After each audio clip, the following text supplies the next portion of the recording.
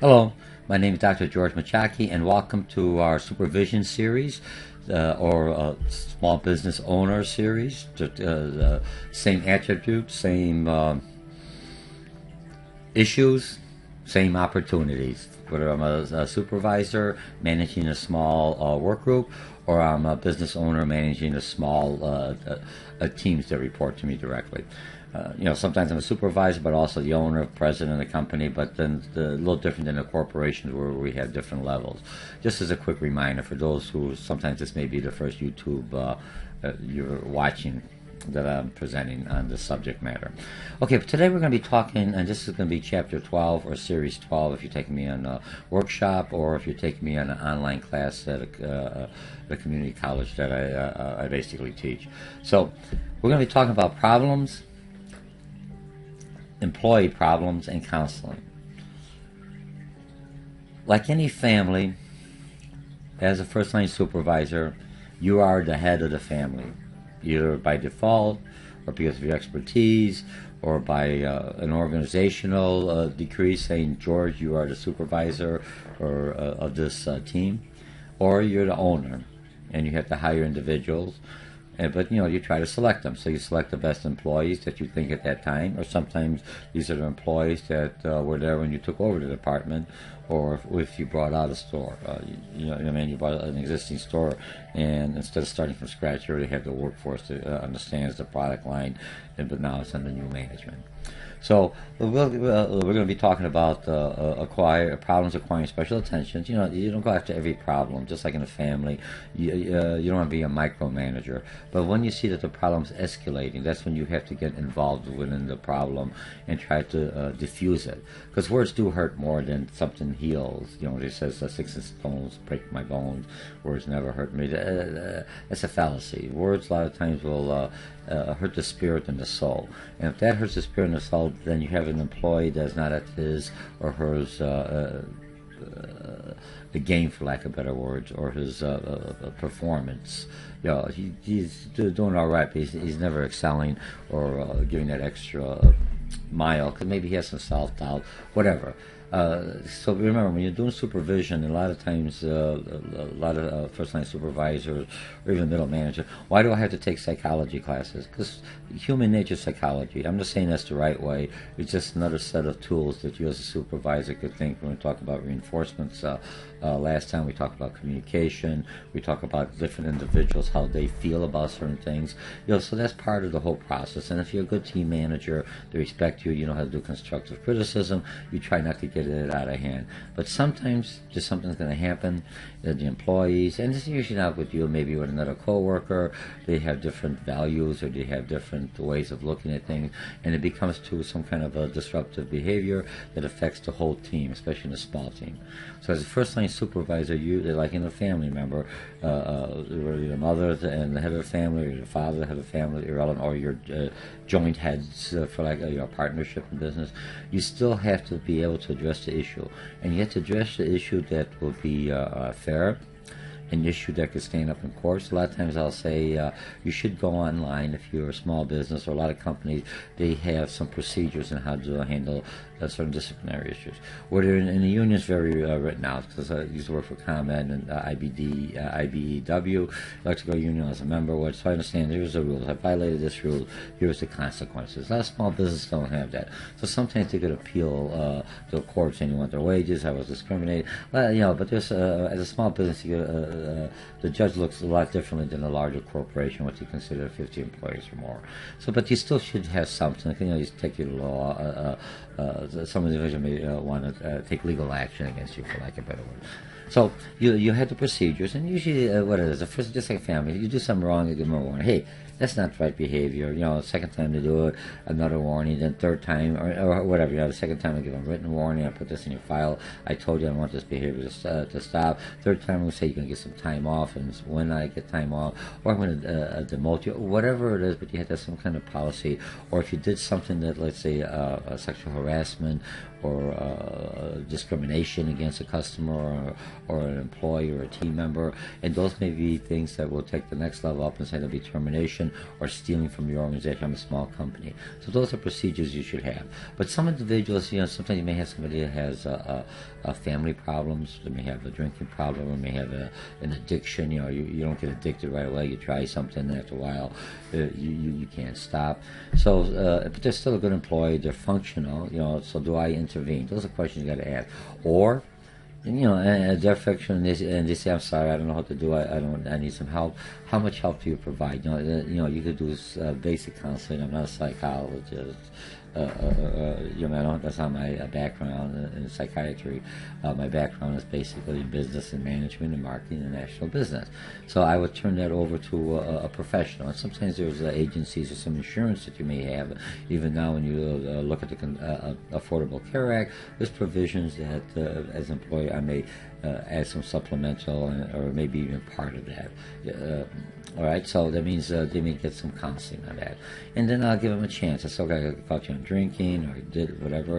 And then I'm going to give you a chance to, for lack of better words, to get the counseling and, with some counseling and make sure that you're staying sober or off the drugs or whatever, and so there'll be some kind of follow-up and spontaneous testing, and then you'll still work. I kind of want to keep you, and the employee works out. In a lot of cases, that works out well. In some cases, if they violate that, then it's termination release. I give them a break. I did everything else, because what research and everything else finds, the person who's on drugs or has alcoholic or is a heavy drinker and drinks at work. Basically, he's bringing that. I'm not saying what he's doing at home. He's bringing that. He brings that to the workplace. Those are the individuals who usually don't get hurt, but their co-workers are the ones who suffer. Something happens, or they're moody, they have a temper or something else, and it could erupt in some kind of violent behavior. So let's look at some of the problems. Okay, so if you're taking me for an online class, you're already reading the materials. You have my concept maps that I always give out to everybody, okay? So here's some questions you said. To uncover the true, let me just go this way. And I'll just make this a little big with the arrow here, okay? It's easier to see. I don't have to go back and forth. Uncover true source of performance problems. A lot of times I have an employee that works well, and all of a sudden his performance starts dropping. So is there an emotional issue or something at home? His wife left him, or a partner left her, or whatever, you know what I mean? Or the children's sick, or something's bothering him. Has performed better in the past, has received proper training, know and understand what they are to accomplish. So it's not a brand new employee. They've already been with me for several years. Something's happening to them, and something I can't see, something that's either emotional or something's happening at home. Provide enough feedback and support, encourage and reward high performance. I'm doing all these things. And employees with similar abilities are performing well. So this doesn't change. I didn't change the process as a supervisor, and no one else has experienced any kind of similar difficulty. So now I could tell there's something to that one individual. Other issues that could be, that I could see the person has tardiness. Cost and average $645 per employee in 2003. Probably about now with inflation and everything else. But I think about $800. Most common reason: personal illness and family. So that's something so a person's stressed out. So that's also going to lead to a medical issue. So I may want to assist them. This way, if you assist them in their bad times and they're good employees, a lot of times if a competitor comes, they're going to say, you know what, George took care of me when things weren't going right for me. He didn't abandon me. He said, this other one's a bigger corporation, so I get $1 more, but I'm giving up that trust that I have with George. I'm just another cog in the peg, for lack of better words. Okay? And so what they basically did when you're looking at, you reduce by initially paid time off banks. So you have like PPO days. A lot of companies, whatever they call it, personal paid time off. That includes your sick days and your vacation. Because let's say if a person is very healthy and never takes sick, and I've been, for whatever reason, maybe I've taken more sick days, maybe take my allowance, my requires my max sick days at 3 days, and this person didn't get anything. He wasn't sick as well, and I give him a certificate, and sometimes only worth maybe some kind of trophy at $10. He goes, hey man, that guy just got $1,000 for 3 days off. It's not only 3 days because it's 3 incidents, so there's so many. So that's where the PPO days, it finds that balance between An individual said, I'm not, we all get sick, but you utilize. So the individual has the 3 6 days or six days, whatever you have, part of his personal day. So you use it for vacation, whatever. But if he doesn't have it at the end, then it's no paid, non-paid time off. But a lot of times if you're in construction or you're doing some kind of work where the individual has to have the physical ability, then basically they will carry some kind of insurance in case they get sick. So it's like I get injured on a job or I'm sick, and then I get my wages and everything else. Okay? Now counseling. When I look at counseling, I'm not the best personal counselor, like I said. I try to learn about the person, an individual's personal problems, help the employee solve it. Sometimes you get the problems from a secondary sources, a truth source, through the grapevine. This happened, George, and someone I can play, hey, anything's going on, or I could say, this happened, and sometimes I could, I've been around for a while, so a lot of things happen to me. I could always say, I remember when this happened, and now they'll know that I walked in those steps. Or somebody else will say, what's bothering George? That's his friend, and he may tell me directly, well, this happened. Don't tell anybody. So I don't approach an employee until he comes to you, but you got to be approachable, so you're in there. So you can't be approachable if you're a jerk the whole time, and all of a sudden the employee's having issues. Now you want to be his friend or her friend. So you have to be the type of manager that's fair. I'm not telling you that he has to be your friend. You're not my buddy. I respect you. You're your employee. I ask something about your personal life. I don't want to in depth all your personal life. Just, hey, I heard your kid got that. Hey, congratulations. Tell your son congratulations. He won. He was an A student or wants some scholarship. Here's $10 from an organization or something like that. You could do with a small business. Even as a supervisor, I could give him something. Take a half a day off, and the family could go to a park or whatever. You achieve something. So, but you can't. This way, they're a little bit more open to you. When you need to talk to them. Okay, counseling techniques and directive counseling, non-directive, and counseling interview. A lot of times I'm not into the counseling, so as a small supervisor, use it by thing. You could go right to them and start talking to them, or you could send them out. Non-direct, you talk to somebody else around there. And a counseling interview, procedure. I'm not going to go into this. You got the handout, discuss the problems, considerations, solution. If this has something to do with performance, that's a different issue. If this is just personally still performing well, I just keep an eye on him or her. Because some people could just come to work to take their mind off of that. But a lot of times it's hard when you have something that's critically. You get the bill collectors or somebody after you, or you have an abusive husband or a stalker. You can't think straight, even though you try to. You come to work ready for safety, but you always look at it. By looking at it, and you're not focusing in.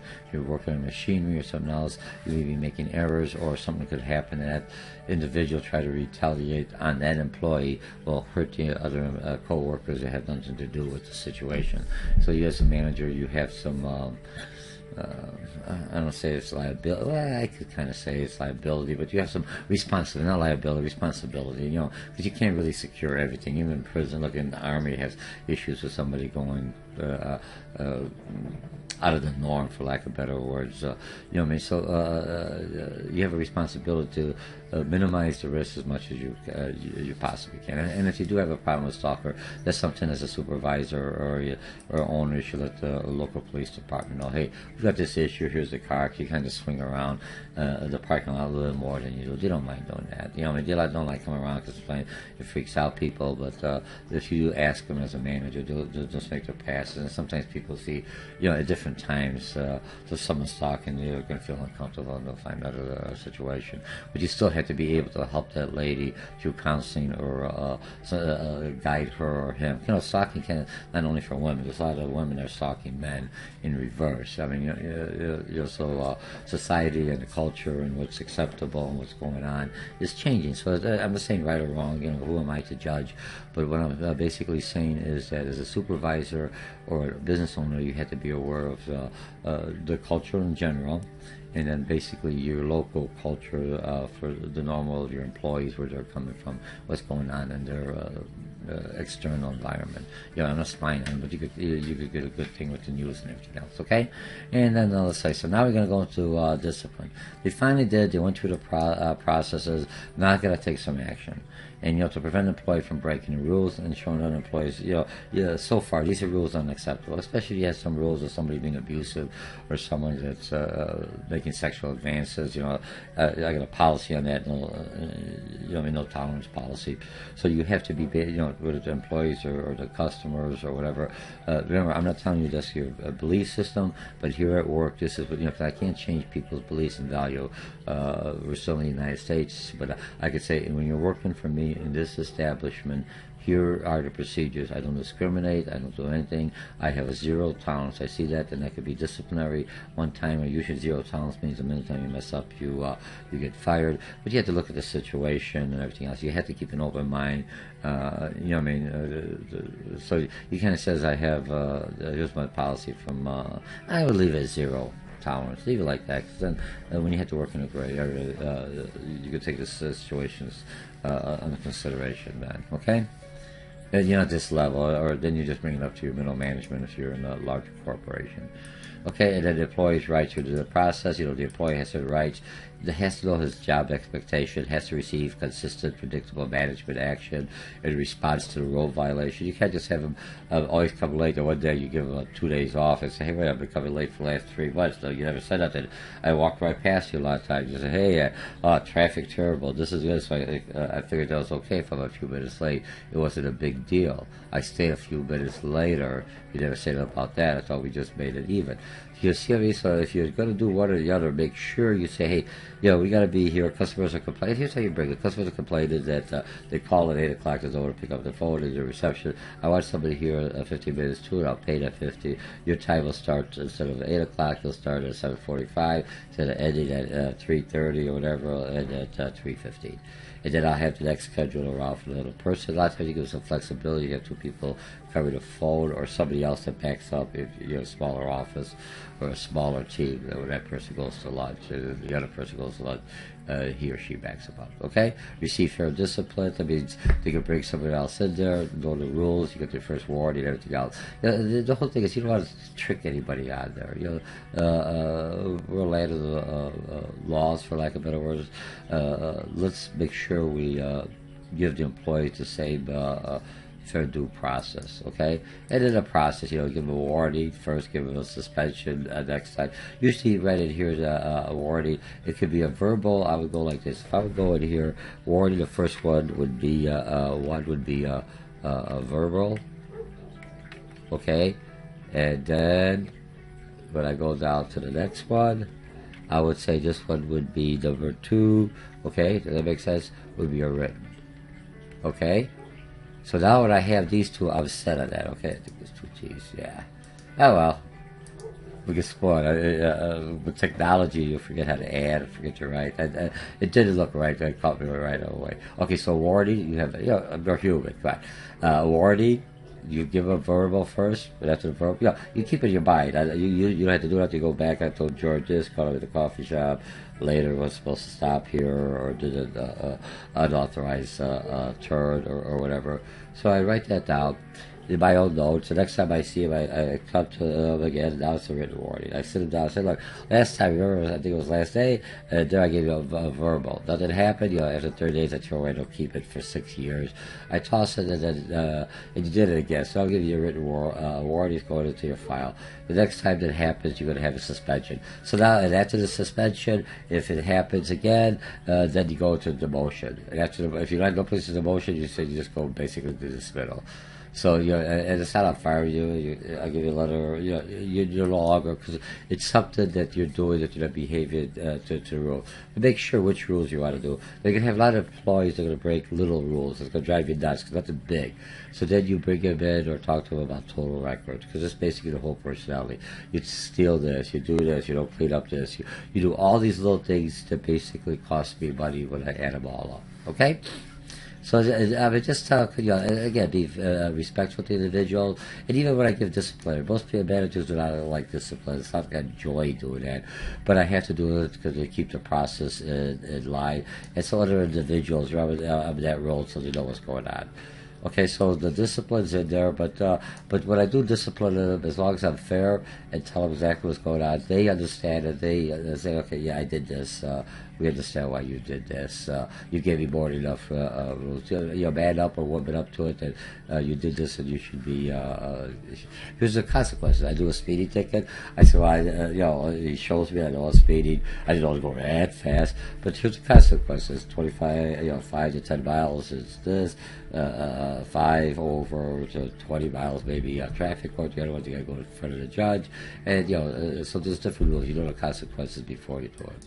Okay, so disciplinary guys, don't wait to act. Focus on learning about and resolving the issue at hand. Why was I too lax with it? Was the rules unclear? Keep emotions in check, and sometimes, just my pet peeve. Listen to the person. There may be some explanation that's out of the ordinary why he or she acted that way. I always give, or I might be reading it wrong, or did I miss something? Make it a private matter between me and you. What do you call it, the individual, or I do that the same thing in the classrooms. There's just some issue going on, I caught you plagiarizing, that's a big one. Let's say you didn't do your test or something else. There's a question. I'll talk to you on the side, and if you say I didn't know that, I'm sorry. We'll make an agreement. No one else knows about it between you and me. I don't treat you any differently anymore. Okay, and then keep a record. Remember, a disciplinary action is taken, and on the basis of the action. And then when you keep a record, you give the same thing to the employee, so he or she has the same thing, why you did it. Okay, now positive discipline. When I look at positive discipline, is designed to prevent problem behavior from beginning, working to create the conditions under which employees are least likely to cause a problem. That's all it is, a supervisor. I'm looking out. I'm like the monitor, just like the police. I just want to pull you over. But looking if you're weaving all over, or if, you could be a drunk driver, or you're speeding, you're gonna hurt other people in there. Remember, so if you look at a police officer, I don't like it when I get pulled over, I get a ticket. But when I look at it from his perspective, or some other individuals say, "What a jerk! Look at he's driving." Because sometimes I'm rushing, mad. Not all the time. I'm a comic. I just was talking about being keeping emotions in check, but we're still human. Sometimes something presses those buttons. Let's talk about pressing buttons. When you have an individual that's pressing those buttons, as a manager, keep that in check. Because an employee, I used to manage construction workers, and I was a construction worker at one time. So when an employee presses those buttons, and he knows it gets underneath your skin, just like your kids or your close friends or your loved ones, they know what gets underneath your skins, and they'll always use it to their advantage to get you all riled, and then you look like you're blowing up and they're just a victim. Okay, so what you have to remember, I'm teaching supervisor. What you have to remember, even though it's getting you ready to, you're upset, for lack of a better word, you're steaming, you got to choke that individual, him or her. I'm not saying literally, but you're just, oh my God, what am I doing here? But if you just say, look, that's very inappropriate for this discussion. Take a break. Go back. I'll see you in a half an hour. Think about what you're doing. Bring your stewards or whatever you want to do. But I want you in my office a half an hour. If you're not in my office in half an hour, you're off the paycheck, and I'll have security. Use the situation. You don't have to threaten to make the thing more violent. Give the person time enough to go back, calm down, think what he's doing, and then you call him in the office and say, what the heck's going on out there? And and then you talk to him on that thing. By that time, he'll be calmed down. If he's going to be irrational, you got other issues. For most people, once the emotions take over, they're not thinking straight. All the adrenaline, choke somebody. Same with you. Time out. Hey, it's inappropriate. Because other people and employees looking, just go sit down. I got to think about that. And then come see me in half an hour. Give them enough time to cool, or 15 minutes, whatever you think. Or if you have two employees, break them all up, sit down, let them cool off, and later on talk to one or the other. Just go in that room. You go in that room over there. If you got rooms, you sit over there or so. They don't see what the other one's doing. Not making faces. You go to your desk and they're like this. You'll split them up or bring, just have it sit in your office. You come out, have one go in your office, sit down, as long as you don't have anything personal in there, or sit in the waiting area, and the other one you go talk to. Okay, so you had to something to do. Good? Decision-making leave. Give the employee a day off to decide whether to return to work, meet standards. Same thing I'm saying. Here's says a day. Sometimes, it depends on the situation. Sometimes just need a few minutes to cool off. A whole day. Geez, man, I'm losing productivity. But sometimes if they're that mad, or there's two employees, or husband and wife or something, You don't want to send both of them home. They're just going to have problems out there. And I think you have some kind of responsibility on that. You know what I mean? Or if a person's drunk. Let's think if a person's drunk, you can't send them home in that condition because you know he was already intoxicated. They could hurt himself here, and you're going to put him in a vehicle. You have liabilities from responsibility. Say you're drunk, I'll call a taxi, take you home, or I'll drive you, or somebody, or a field supervisor, or one of your coworkers, call your wife, come pick you up. I don't care, or your boyfriend, your girlfriend, whatever the issue is, someone will pick up the car, but I can't let you drive.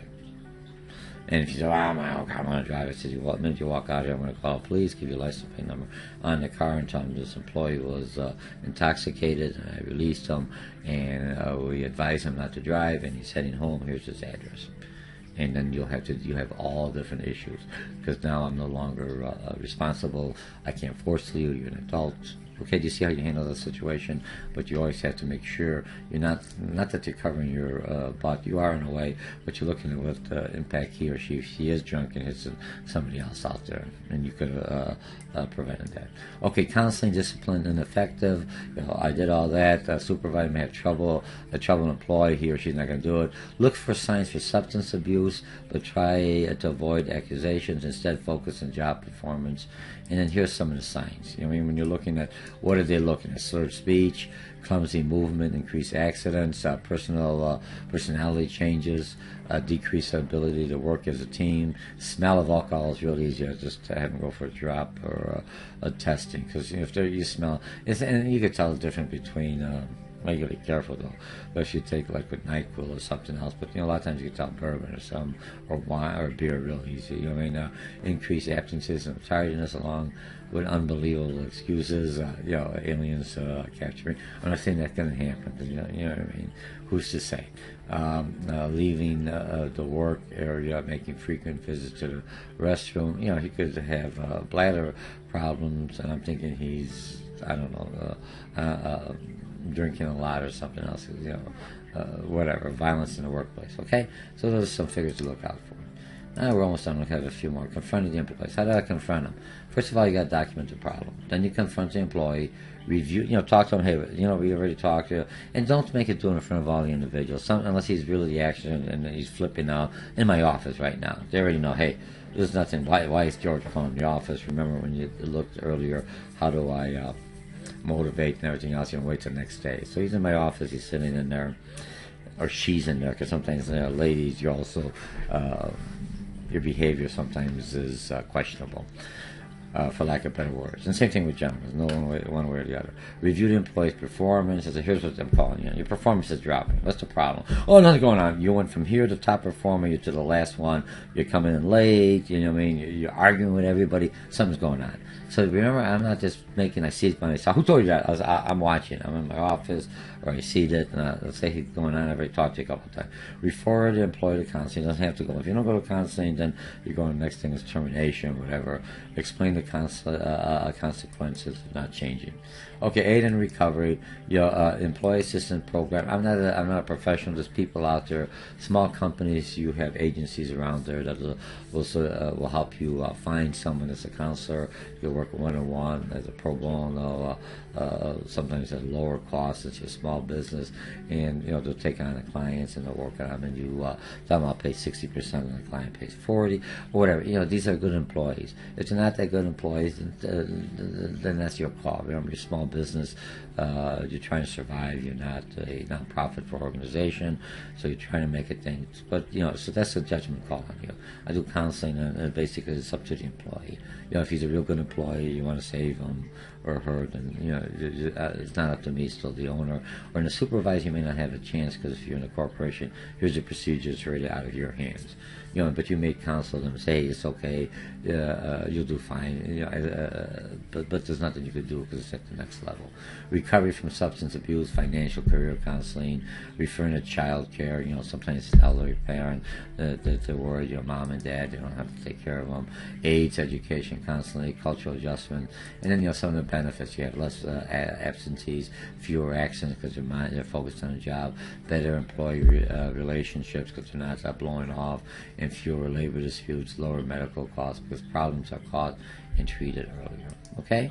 Now the last thing we're going to talk, sources of support, your manager. if I'm a first-line supervisor. If I'm an owner, then you have to go outside. It could be your minister, your imam, your pastor, for lack of better words, your rabbi. You know what I mean. Your spiritual leader or a good friend. You know what I mean. And it could be your doctor, whoever you trust and know that will give you some advice because they either have been through it or you have a good relationship with them. Human resources is a good area to go to. A smaller company it's a little harder because human resources, that individual is not a full-time job, and they already know that they may have 2 or 3 different hats that they wear. Labor attorney, outside human relationships, and local small business administration could basically give you some assistance. Okay, well, that's it, class. If you're looking, we're finished with Chapter 12 or Series 12, Supervision, Employee Counseling and Discipline. When I was talking to this, usually I'm upbeat, because when I was more of a monotone voice, because it is a really serious problem, and I want to be all cheerful, just fire the individual, or I'll do this. So it is a serious problem, and when you're talking to the individual, even though I'm more of a happier-go-lucky type of instructor or a supervisor or a manager when I was in the corporate world, but when I'm talking something like that, this is serious. So your tone, your face has to change appropriately. Your nonverbal cues when you're talking about disciplinary problems or some counseling, and basically what are your rights and how to confront an individual. You're not going to be smiling, all giggling, and then you close the door and you turn into Jekyll, huh? You don't make that showing out there, or you're making it. I'll see you next time, or I can meet off sites for a small company. We got to talk. We'll meet you at the cafeteria, or meet you up someplace else. Okay? So again, my name is Dr. George Mochocki, and this is the Supervision series, and we talked about problem employee and counseling and discipline. And I'll see you for our next series in a couple of days. Thank you.